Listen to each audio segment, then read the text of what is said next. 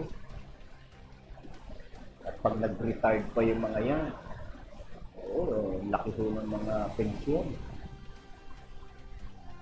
Ganun na din po gawin natin dito sa atin. Hindi naman siguro kawalan po yan. Hindi po kawalan yan sa atin. At ito, tingnan mo natin, kaya katulad niya ng Malacanang po, dahil sa nangyari na yon, magandang pangyayari, umuupo ng isang team para pag-aralan ng susunod na ibang kaugnay ito sa West Philippines. At nawa yung team na yan ay ating pong basbasan. Basbasan po natin yung team na bubuuin po ng Malacanang na bigyan po ng iba yung kaalaman, karunungan, mula sa ating Panginoon para tama kanilang magiging desisyon at mga hakbangin. Kanilang mga pamamaraan na gagawin. Bigyan po sila ng wisdom. Panalangin po natin sila. So, yung pinag-aaralan nga yan, yung special team, magiging parang sa magiging susunod na bang sila. Okay, sa yan, kagawan po sa territorio. Pero,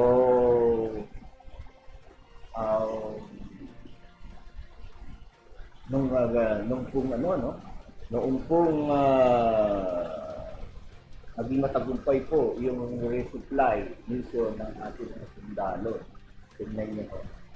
Di ba? Nakasubaybay sa atin. Nakasubaybay sa atin ang kaibigang bansa natin. Di ba? At nagpahayag sila ng suporta sa Pilipinas. Diba? So, bagaman tayo ang unang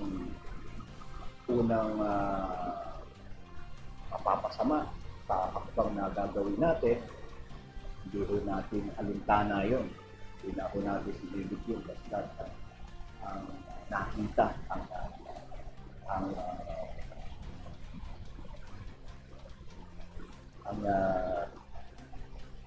ginawa ho ng ating mga sundalo basta maiskatuparan ng ilang misyon. Although sabihin natin, ang dinding ng takot. Pero sa lahat naman ng bagay, talagang takot, hindi mawawala yun. Huwag lang po tayo padadala sa takot. Ganyan nung nangyari sa ating mga sundalo, hindi nagpadala sa takot. Kahit kinakabahan yan o anuman, may takot. Diba? So, yan. At ito naman po, sige. Yan, no? At meron din pong panukala, ang isang maritime law expert. Hinihimok yung tinumang pamahalaan na pabalikin na lang sa kanilang bansa yung Chinese ambassador dito sa atin, si Sicilian, dahil sa umano yung mga palikot. Oo nga. Talagang mga pahayag ni ambassador, puro taliwa, puro puro sablay. Napapansin ho ninyo yun, puro sablay. At hindi nahihiya talaga na nandito sa loob ng Pilipinas, talagang naninindigan sila. Talagang, ewan, hindi ko pa paliwanag kung ano. Ayan, ayan ang sabi ng isang maritime law. Nanindigan siya na dapat daw pabalikin na lang ng pamahalaan ng Pilipinas. Pabalikin si Chinese Ambassador Wang Xiliang dahil sa mga mali-maling palusot. Yan ay pinahayag yan ni Attorney J. Batanbakan. Mga makailang beses na kasi napatunayan na iba ang sinasabi ng envoy sa totoong mga ginagawang aksyon ng Chinese state. Kaya naman tila ba nagpapalusong ang daw ito at nagmamalinis. Oo, obvious naman ho. Pag paano ho ninyo mga interview sa kanya, buti wala dyan si Kaapwang. Hindi, binuhusan ng tubig niya yan. Si Apwang, kilala niyo si Apwang. So, galit sa China yan. Galit sa China yan. Kung yan makadikit yan kaya baka buhusan niya na ng tubig. Itandaan niyo yung binuhusan niya ng tubig sa Senado. Binuhusan siya ng tubig tatandaan ho ninyo yan. Pag binigyo tungkol sa sex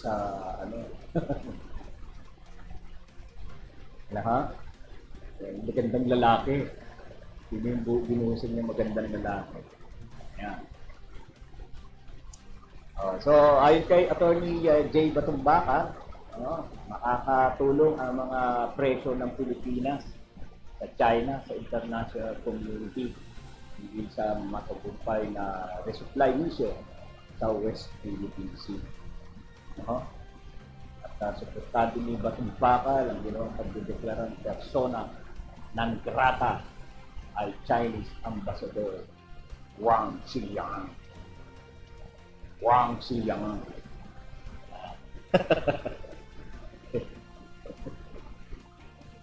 Tama lang po, Tama lang na tayo ho talaga pagdating na pinag-uusapan na ang ating bansa at pag-agaw sa ating teritoryo. Tama lang tayo ay nagkakaisa dyan. Nagkakaisa ho tayo kasi ibang usapin natin yan. Ano ba tayo? Sino ba ang ating dapat na kapityan dyan pagdating na agawan ating bansa. Okay, sige. At tayo po ay dako naman po tayo sa ating tama na ba ang natin? Sapat na yung ating oras? Siguro, dako na ho tayo sa ating pong mga ulo ng balita. At narito na po ang ating mga ulo ng balita. NEDA nilaktawan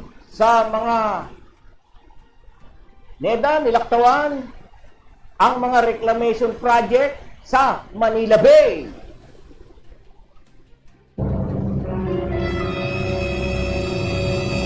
Gobyerno naglaan ng 15.2 billion piso para sa mga proyekto ng TESDA sa 2024.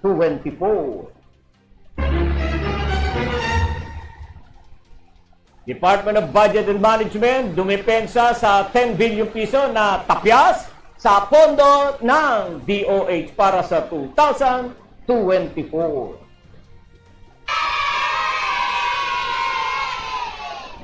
May-ari ng isang SCO o cold storage facility, inakukulong ng isang buwan ng kamera.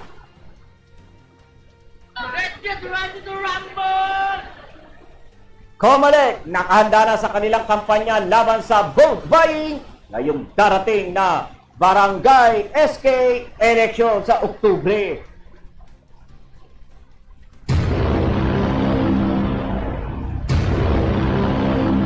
Bagong panuntunan sa pagbiyahe ng mga Pilipino sa ibang bansa, inaprubahan ng ICAT.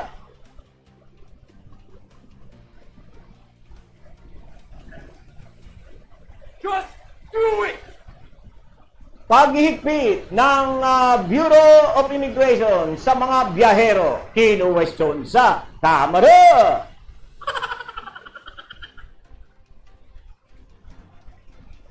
Philippine Port Authority pinaigting pa ang kampanya kontra illegal na droga.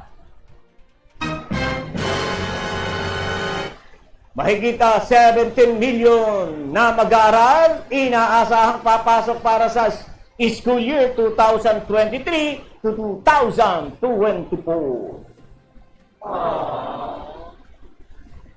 Unauthorized collection ng mga state universities at colleges iimbestigahan ng CHED.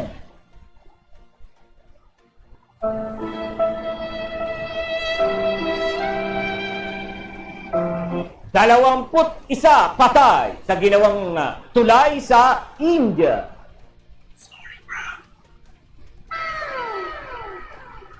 Malacanang bumuo ng maritime law. Ano ba? Wala na? Oh, yan. Hindi yan. Hindi pa ba? Sama ba yan? Tapos na? Okay.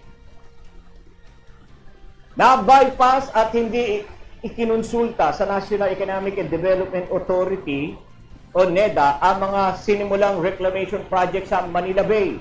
Sa press briefing sa Malacanang, sinabi ni NEDA Secretary Arsenio Balisacan na dapat kasama ang NEDA sa mga nag-aaproba at hiningaan ng payo sa reclamation project. Anya, ang NEDA ang nag-aaproba ng malalaking infrastructure project sa bansa, lalo na ang mga proyektong may malaking epekto sa ekonomiya at sa lipunan. Kaya dapat ay nakonsulta sila hinggil dito. Idiniin pa ng kalihim na lahat ng inaprobahang proyekto ng NEDA ay maingat na pinag-aaralan at tinitiyak na malulutas nito ang matinding problema sa pagbaha sa bansa. Matatandaan, sinustindi ni Pangulong Ferdinand Marcos Jr. ang lahat ng reclamation project sa Manila Bay matapos ang nararanasang matinding pagbaha sa Bulacan at Pampanga. DZGG.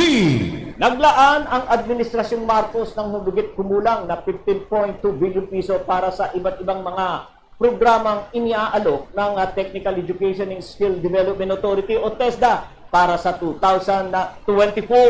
Ito ay upang matupad ang pangako nitong pasiglahin ang edukasyon at holistic skill development para sa mga kabataang Pilipino. Sa isang pahayag, sinabi ni Budget Secretary Amina Pangandaman na humigit kumulang 3.4 billion piso ng 15.2 billion piso ang inilaan sa Pre-Technical Vocational Education and Training Initiative ng TESDA. Ayon kay Pangandaman, ang pre-training initiative ay bahagi ng Universal Access to Quality Tertiary Education Program at makikinabang sa humigit kumulang 38,179 na enrollees at 10,126 na graduate. DZGG. Dumipensa ang Department of Budget and Management o DBM sa pagtapya sa pondo ng Department of Health o DOH sa ilalim ng panukalang 2024 National Budget. Ginawa ni Budget Secretary Amina Pangandaman ang pahayag ng hilingin sa kanya na ipaliwanag ang 10 bilyong piso na bawas sa national budget ng DOH. Paliwanag ni Pangandaman ang pagbawas sa proposed 2024 budget ng DOH ay isang congressional initiative at kadalasan dahil sa ilang mga pag-amyenda na ginawa ng mga mambabatas. Ipinaliwanag din ni Pangandaman na ilang adjustment ang ginawa sa panukalang pondo ng Health Department para sa kinakailangang pagtaas sa Health Facilities Enhancement Program at medical assistance for indigent patient at iba pa. Matatanda ang kinwestiyon ng ilang mambabatas ang pagtapya sa pondo dahil kailangan pa rin ng DOH ang malaking pondo sa susunod na taon dahil lumabangon pa lamang ang bansa mula sa COVID-19 pandemic. DDZ-Double-G! Pinatawa ng contempt at pinapaaresto ng Committee o House Committee on Agriculture and Food na pinamumunuan ni Quezon Representative Mark Enverga ang may-ari ng isang cold storage facility, si Eric Pabilona, na siyang may-ari ng Chanlong Corporation, ay pinapaaresto at pinapadetaini ng Kamara sa loob ng 30 araw. Nag-ugat ang aksyon ng Kamara sa kabiguan ni Pabilona na dumalo at magsumite ng mga dokumento sa mga pagdinig kaugnay sa issue ng overpricing at ang manipulasyon sa presyo ng sibuyas. Si Pabilona ay sinasabing shareholder din ng Golden Shine International Freight Forwarders Corporation na konektado umano sa Philippine Vegetable Importers, Exporters and Vendor Association na pinamumunuan ng binansagang sibuyas queen na si Lilia Cruz. DDZ-Double-G! Alright, tatanggap tayo ng buwan naman ng paggulat. Mula sa labas ng ating impilan, 5 ahensya ng gobyerno na may underspending sa budget, tinukoy ng Department of Budget and Management. DDZ-Double-G! Patrol Report! Si Sara May Laureño ang magbabalita. Sige nga Sara, sa detalye. Kasamang Boyet, pinangalanan ni Budget Secretary Amena Pangandaman ang 5 ahensya ng gobyerno na nananatiling underspending o mabagal ang paglalabas ng pondo para sa mga programa at proyekto. Sa pinakahuling datos ng Department of Budget and Management nitong June 30, nangunguna rito ang Department of Information and Communications Technology na may 9.2%. Sinundan naman ito ng Commission on Elections na may 26.1%, Department of Agrarian Reform na mayroong 28.9% obligation rate, Department of Social Welfare and Development na may 34.2% at Department of Energy na may 34.3%.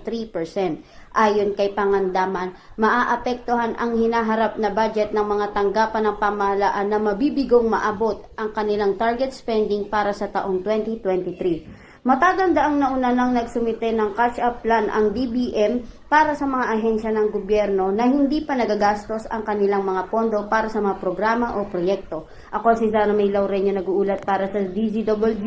Inyo ito, dito kayo ang bida. Alright, maraming salamat, Sara May Laureño. Handang-handa na ang legal team ng Commission on Election o COMELEC para sa kanilang kampanya kontra bigay o bulk buying ngayong darating na barangay at sangguniang kabataan eleksyon o BSKE sa Oktubre. Sa panayam, sinabi ni COMELEC Chair George Garcia na nagkaroon na ng coordination ng kanilang kontra-bigay committee sa iba't ibang ehensya ng pamahalaan. Ayon pa kay Garcia, magpapatupad ng money ban ang komisyon 5 araw bago sa mismong araw ng BSKE kung saan sa ilalim ng kautosang ito ay bawal ang pagbiyahe at pagbibitbit ng cash na aabot sa 500 piso o anumang foreign currency na katumbas ng naturang halaga. Matala, pinaplano ring obligahin ng COMELEC ang mga e-wallet platforms na magpasa ng listahan ng transaksyon dahil baka magamit rin ito sa pagbili ng boto. DDZ-Double-G!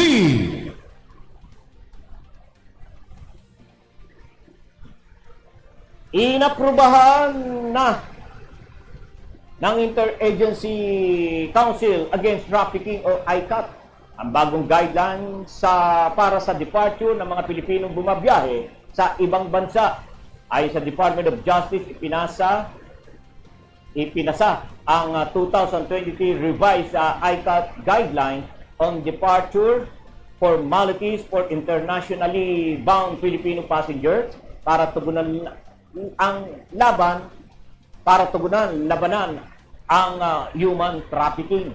Sa ilalim ng bagong panuntunan, lahat ng Filipino outbound travelers ay dadaan sa mga proseso ng immigration inspection at dapat na magpakita ng basic travel document tulad ng valid passport, boarding pass, visa, confirmation return o round-trip ticket. Kailangan din umanong dumaan sa interview ng immigration ang mga pasaherong tungkol sa kanilang rason ng pagbiyahe at humingi ng mga kaugnay na katanungan sa paglilinaw at karagdagang mga pagsuportang dokumento. DZGG. Kinuwestiyon sa mababang kapulungan ng Kongreso ang inilabas na bagong departure guideline ng Interagency Council Against Trafficking o ICAT simula sa Setyembre para sa mga pasaherong babiyahe sa ibang bansa.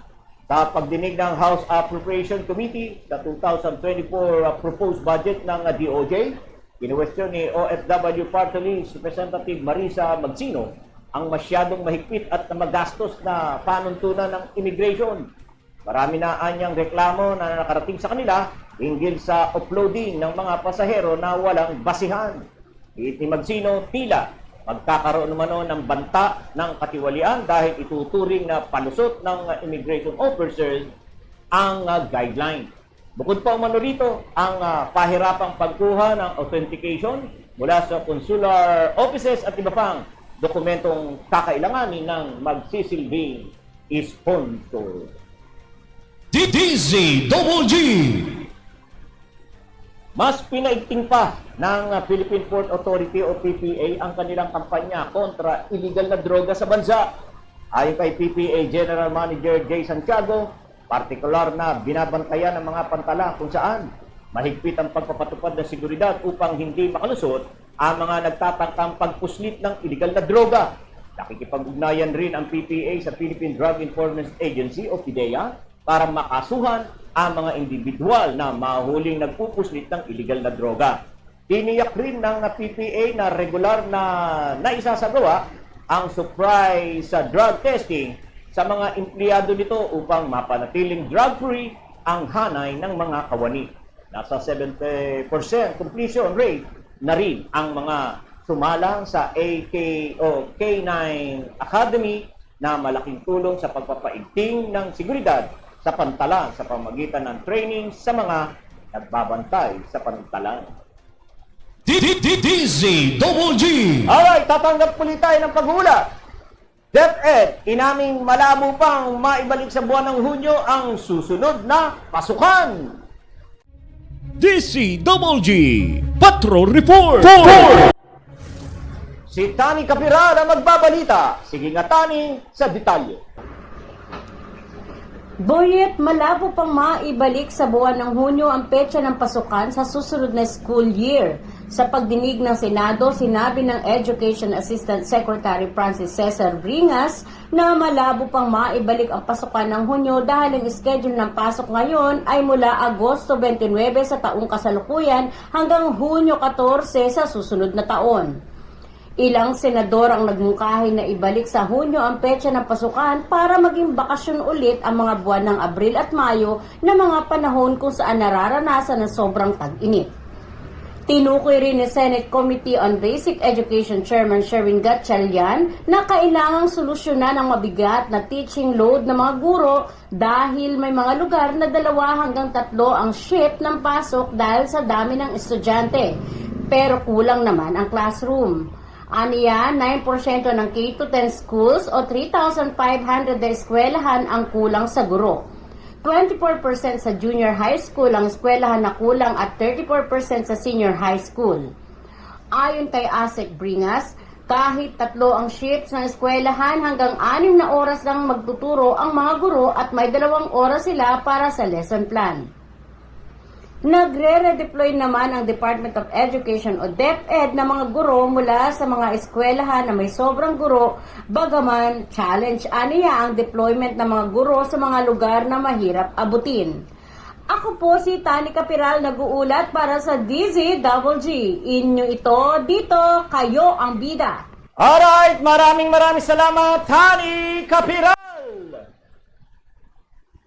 Inaasahan ng Department of Education na aabot ng hanggang 17.3 million ang kabuang bilang ng mga mag-aaral na papasok sa school year 2023 to 2024. Pinakamarami sa mga nag-enroll ay mula sa Region 4A na umabot ng hanggang 2.9 million. Sunod dito ang mga nanggaling sa National Capital Region na may kabuang 2.2 million habang umabot naman sa 1.9 million ang naitala sa Region 3. Ang nasabing datos ay 4 na araw bago ang pagpasok ng deadline ng enrollment, 3 araw bago ang pasukan o sa Agosto 26. Inaasahan pa rin ng DepEd na lalong tataas ang bilang ng mga mag-aaral habang hinihintay ang posible pang hahabol na mga mag-aaral. Samantala, sinabi rin ng DepEd na maaari pa rin mag-enroll ang mga mag-aaral sa kanilang alternative learning system na nakabase sa iba't ibang mga BRHU, Community Learning Center at maging sa mga pinakamalapit na paaralan. Batay sa naging anunsyo ng DepEd, nakatakda ang pagsisimula ng school year 2023 to 2024 sa Agosto 29 ng kasalukuyang taong. DZGG. Tiniyak ni Commission on Higher Education o CHED Chairman Prospero De Vera na kanilang pinaiimbestigahan ang umano'y unauthorized collection ng mga state universities and colleges o SUCs sa mga estudyante. Ito'y matapos ibunyag ni ACT Teacher Party List Representative Franz Castro ang ginawang pangungulekta ng tuition fees ng mga SUCs na dapat ay libre ang mga ito sa mga estudyante. Partikular na tinukoy ni Castro ang Basilan State College sa probinsya ng Basilan at Cagayan de Oro University. Nangako naman si Chairman Prospero De Vera na kanilang hahalukayin ang nasabing aligasyon. Binigyan din ni De Vera na tuloy ang free education system sa tertiary level. DZGG. Patay ang nasa 21 trabador nang biglang bumigay ang ginagawa nilang tulay na karugtong ng riles sa India. Naganap ang insidente sa Sairang na may layong 20 kilometro ng northwest ng Mizoram, ang kapital ng Aisawawi. Mayroong 4 pa mga trabahador din ang naiulat na nawawala na pinaniniwala ang mga ito ay nasawi na. Naalam pang mabuti ng mga otoridad kung ano talaga ang naging sanhi ng nasabing pagbagsak ng tulay. Nanguna naman si Indian Prime Minister Narendra Modi sa pagpapaabot ng pakikiramay sa mga nasawing biktima. DZGG. Tatanggap ulit tayo ng pagulat mula sa labas ng ating himpilan. National Electrification Administration inilatag ang 70 billion piso electrification budget sa Kongreso. DZGG. Patrol Report. Si Danner Jr. ang may bit-bit ng balita. Sige nga, Danner, i-detalye mo. Kasamang Boyer, formal nang inilatag na National Electrification Administration o NEA sa Kongreso ang 70 bilyong piso na budget para makamit ang layunin ni Pangulong Ferdinand Marcos Jr. na electrification sa buong bansa sa loob ng kanyang termino. Paliwanag ni NEA Administrator Antonio Mariano C. Almeda na ang kabuang layunin ng energization ng Administrasyong Marcos ay mangangailangan ng kabuang budget na 69.79 bilyong piso para sa 5 taong yugto na kung saan 12.77 bilyong piso ang kakailanganin para sa 2024. Ito anya ay bilang tugon sa mandato ni Pangulong Ferdinand Marcos Jr. sa kanyang State of the Nation Address o SONA noong nakaraang buwan na total electrification sa bansa. Ayon kay Almeda, Naghahanda na ang NEA sa isang action plan na magsusulong na 3 estratehiya upang isulong ang direktiba ng Pangulo sa pagbibigay ng serbisyo ng kuryente sa lahat ng Pilipino.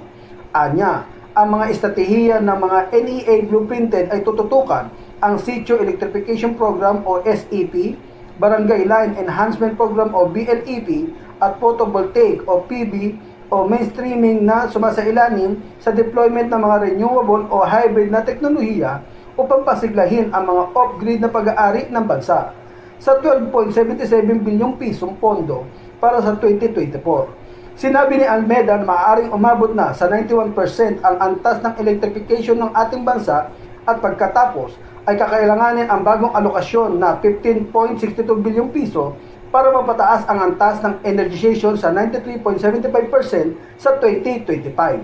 Ako si Danner Jr. nag-uulat para sa DCWG. Inyo ito, dito kayo ang bida. Alright, maraming salamat, Donner Jr. Okay, yan po nagwawakas mga kaibigan ang ating po mga ulo ng balita na nakalap po ng bulwagang balitaan ng DCWG Broadcasting Studio ngayong araw pong ito, ng araw ng Huwebes, August 24, 2023. So, tayo po ay kakarag-karag na ang oras. At tayo ay bago tayo magpaalam, babatiin po muna muli natin ang ating mga viewers. Ayan. Hello, my frenemy. Enemy? Friend ba? Ano? Yan. Irene Nuida. Good afternoon po. Ayan ang bati ni Andrea Porte. Hi, Andrea. Si Maring Elena Ramos, andyan din. Hi, sorry, I'm late again. Good afternoon, viewers. DCWG. Okay lang yan, Mare. Basta andyan ka palagi, masaya na ang ating mga viewers at lagi tayo nagkikita-kita sa programang ito, ano? Na paring Crispin Lambayan, ayan, andyan si Maring Teresa Sarmiento, ang aking mga apo na nanatili pa rin, Angel and Noni. Yan, maraming salamat sa inyo. At mag-comment pa rin kayo bago tayo magpaalam, ilan lang yung nabasa kong pangalan. Ayan, okay. Sino to? Sir po, nasa taping po ako now. Ayan. Nasa taping. Alright. So, wala na po tayong oras at kinakailangan na rin po natin na isara ang tabing ng ating palatuntunan. Sa ayaw sa gusto natin. Kaya ako po ay lubos na nagpapasalamat po sa lahat po ng supporters, mga viewers na walang sawang sumusubaybay sa mga programa dito sa DCWG Broadcasting Studio. Utang po namin sa inyo ang panonood ninyo sa amin.